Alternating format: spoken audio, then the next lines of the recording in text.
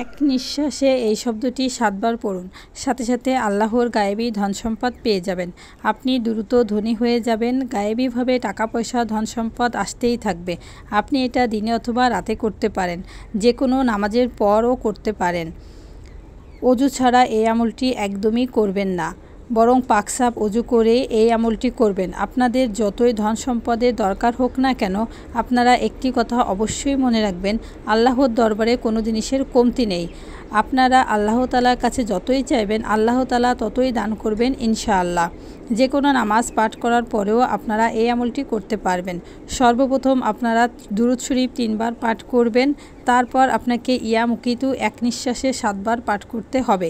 এইভাবে পড়বেন, ইয়া মুকিতু, ইয়া মুকিতু, ইয়া মুকিতু, ইয়া মুকিতু, ইয়া মুকিতু, ইয়া মুকিতু, ইয়া মুকিতু। সে আবার 3 বার দুরূদ।